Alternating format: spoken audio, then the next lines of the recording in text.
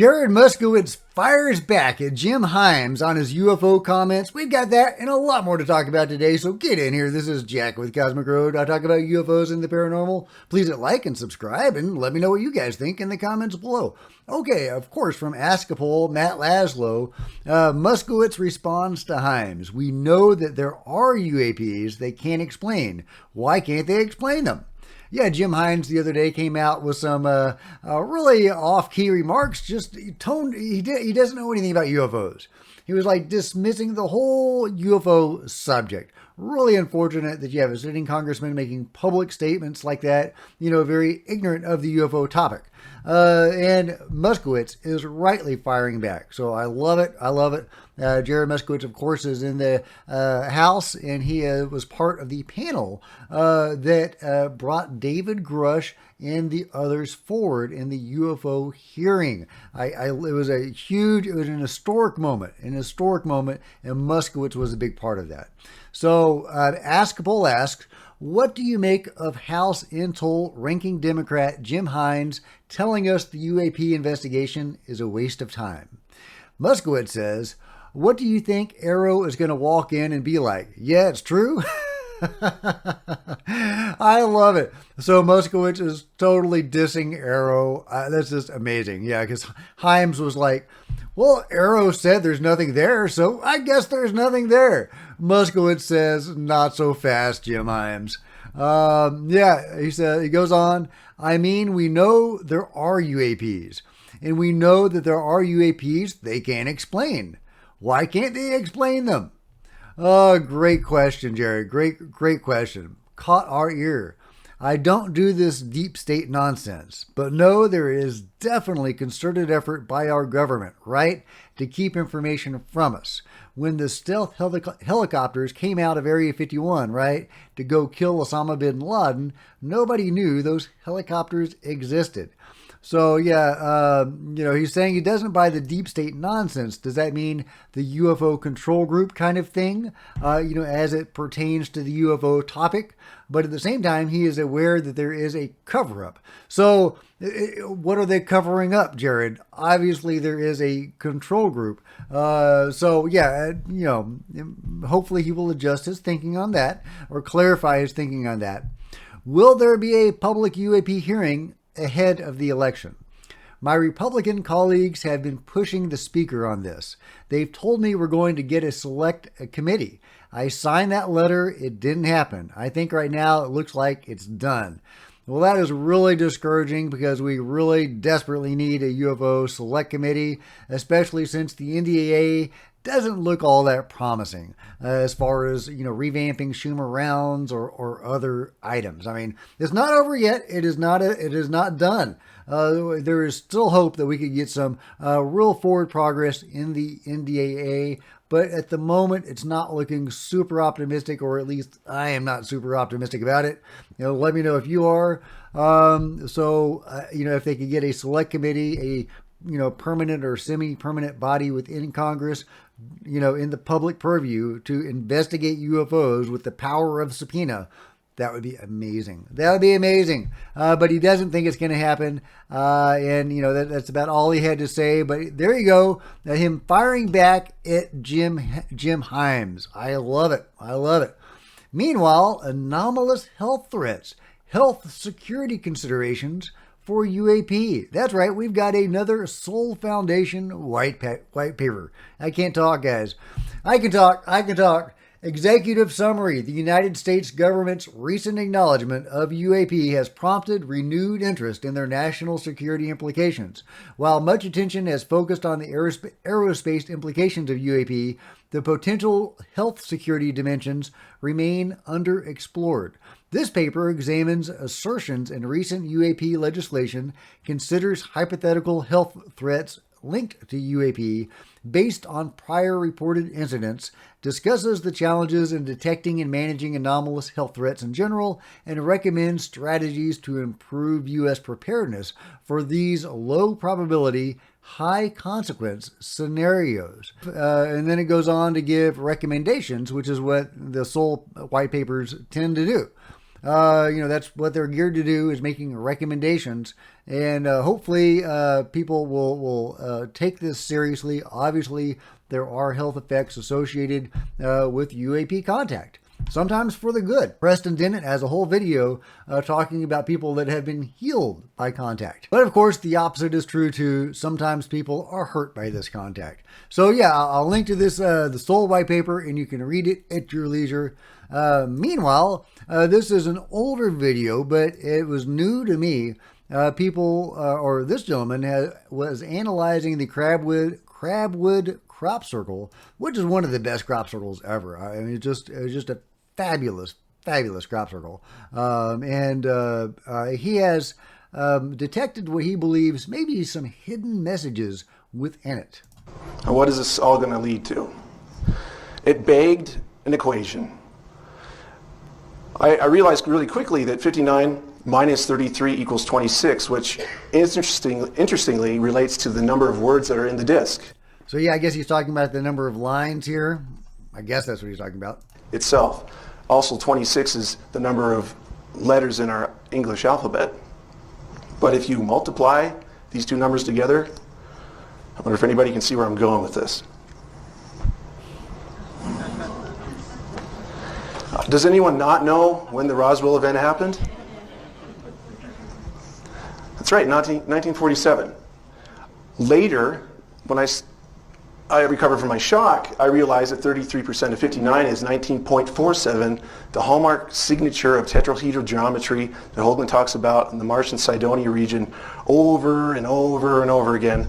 And I think the correlation between these two numbers is obvious here with the integers that we have set up in the crop circle.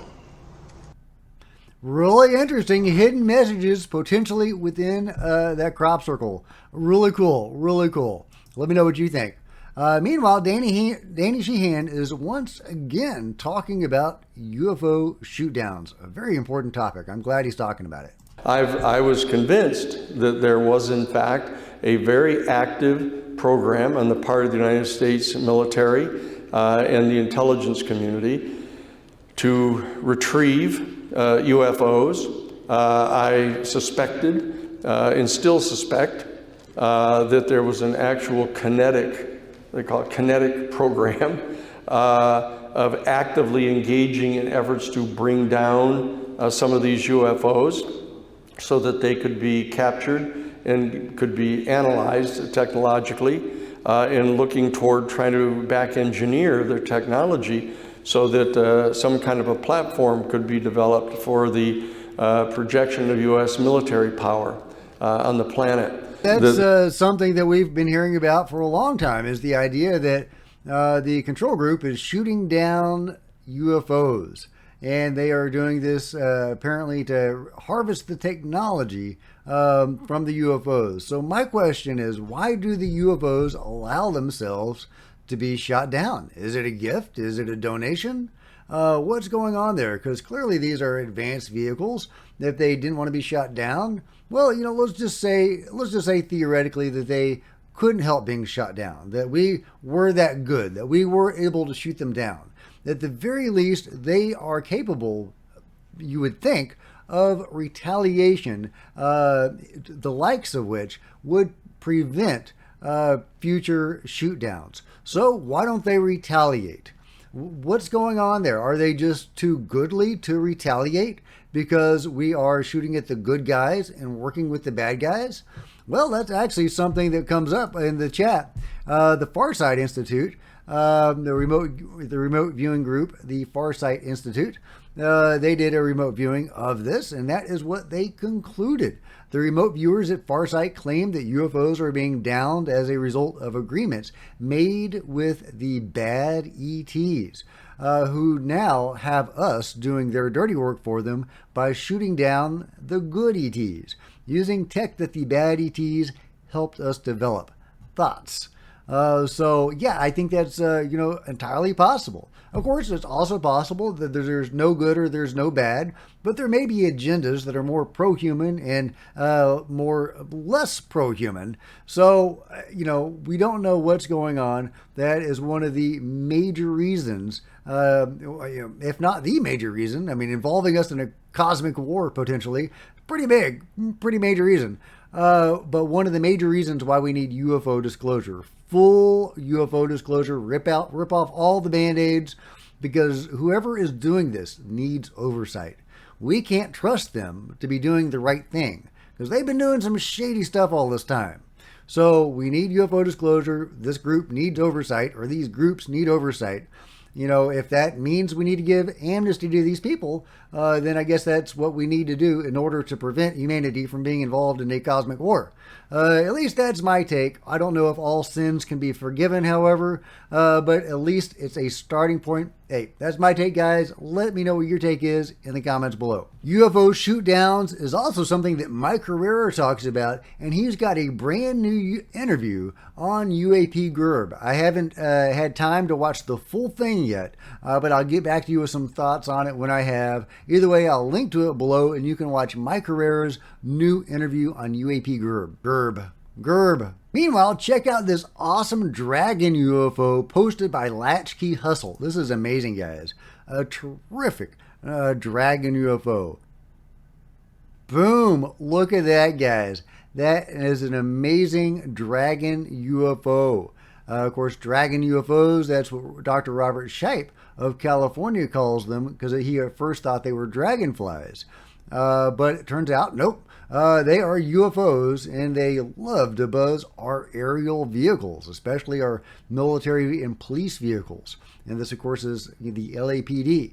So, yeah, a fantastic sighting of a dragon UFO. This is part of a compilation. I will link to the full video, and you can watch all the dragons presented by Latchkey in the full video. It looks like it's going to be a great channel with some great content. Very, very early days yet. But fantastic stuff. I encourage you to check it out. Meanwhile, Jay Anderson is asking, this incredible scene can be found in the subterranean chambers of the sacred temple complex in Dendera, Egypt, dedicated to the Egyptian god Hathor. What do you think is being shown? And it is a very intriguing image indeed. My head is probably blocking part of it. But yeah, there's this weird orb thing and with this stuff coming out of it. People have all sorts of theories about what this is. But why is this potentially important? Well, it's fascinating, number one. I just love all this stuff. But two, Hathor may be interacting with the world today. The being known as the lady that presents herself to Chris Bledsoe and has also been seen by others. Well, she might be Hathor. She has represented herself as Hathor. I've also heard that she's represented herself as 1/3 of the original Christian Holy Trinity, back when it was the Father, the Mother, and the Son. And early Christian shrines do have 3 altars, one to the Mother, not the Holy Ghost. It's the Mother, the Father, and the Son, are what those original shrines are. So that theory may be correct, and her information, who knows, may be correct. But if so, she is an incarnation of the divine feminine, who at one point may have represented herself on Earth as Hathor. So any information that we could get to understanding Hathor might clue us in on understanding the lady and a goddess or being of some sort of high being that is interacting with humanity today, and who Chris Bledsoe believes might show up in a mass sighting in 2026 or 2027. Speaking of big things to come and some of the big stories surrounding all of that, tales of the shift or the ascension or the age of Aquarius, the whole phase that we are supposedly entering into, according to many. Well, did you know there was a Hopey modality corresponding to that? That's right, the Hopis did talk about something very similar to this. It is a wisdom teaching, the Hopey Prophecy of the Rainbow. It's a wisdom teaching that has been passed down through generations of Hopey elders. It speaks of a time when the world will be restored to its original beauty and harmony, and humanity will live in peace and unity. The prophecy is connected to the rainbow, which is a symbol of hope, promise and divine connection. According to the prophecy, when the rainbow appears around the sun, it will signal the beginning of a new era of peace and harmony. The rainbow is said to represent the bridge between the physical and spiritual worlds, and its appearance will mark the return of the gods and the restoration of the world to its original state.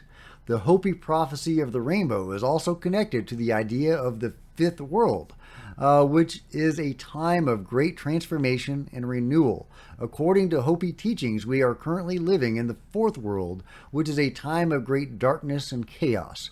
The fifth world, which is represented by the rainbow, will be a time of great light and harmony. So, yeah, that corresponds very closely with the idea of the ascension or entering the fifth dimension. So let me know what you think about this really interesting prophecy. Do you think we're getting closer to the days when it will be fulfilled? Meanwhile, what the heck was this thing? Look at that fantastic, awesome monster. That is amazing. I love it. I've written a series of books about sea monsters, so that really tickles me. Ancient alien-like creature with flailing appendages is discovered, according to MSN. Scientists discovered the fossils of an alien-like spike creature that lived more than 500 million years ago in Canada. The creature, named a Lobopodian, I said that right.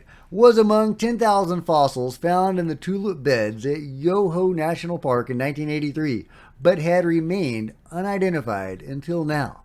It had a long body and short legs with spikes protruding outward from its back, while appendages similar to feathers grew from the front of its body. That is a really cool creature. I love it. Meanwhile, Ryan Bledsoe, getting back to the Bledsoes, Ryan Bledsoe, son of Chris Bledsoe, recently went to the Monroe Institute, and he is going to teach us how to have out-of-body experiences after that week. Check it out. Did you know you can expand your consciousness through sound science? Ryan Bledsoe spent a week at the Monroe Institute where he learned to do exactly that. He will give insights on how to initiate out-of-body experiences through meditative frequencies in a 3-part episode. Well, I will definitely be checking out Bledsoe Said So, his podcast, to find out how to do that. I've been attempting to have an out-of-body experience. I have the whole gateway process on my computer. I just need to suck it up and go through it. Let me know if you have experimented with out-of-body experiences and what your experiences have been like. I've had one, but that's it. Meanwhile, I've shown this video before, but it's been going around the internets again, so I thought I'd show it for you again, and I've got new additional information.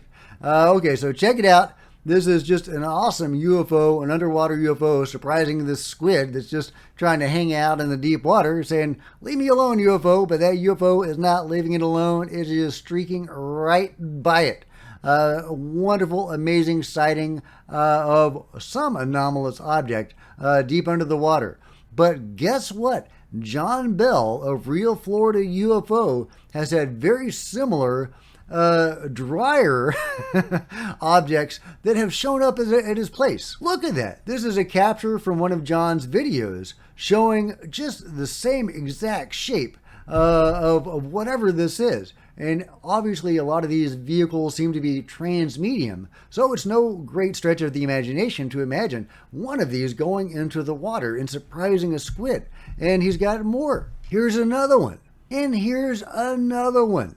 So yeah, he's had repeated instances of these objects, of these vehicles, traveling over him when he has been out doing his contact experiences and getting the videos that we all know and love today. So yeah, definitely go check out Real Florida UFO, his YouTube channel. Last but not least, what does a crow do when he wants a drink of water, but there's a vulture in the way? Well, check this out.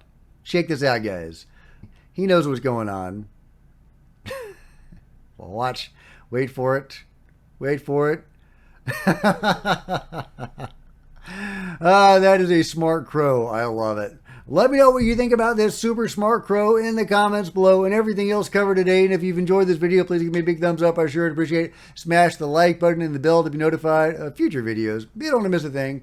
Join me on social media. There's Facebook and Twitter links below. Love to see you guys there. And also Discord. I'm trying to keep that updated, but if it slips, let me know. So visit the merch store, grab a coffee mug, a t-shirt. You know you want some Cosmic Road merch, right? So support the channel that way, or become a channel member. Channel members are rock stars, and I really appreciate you guys' support. Thank you so much. Also, channel members frequently get to see videos hours before everybody else.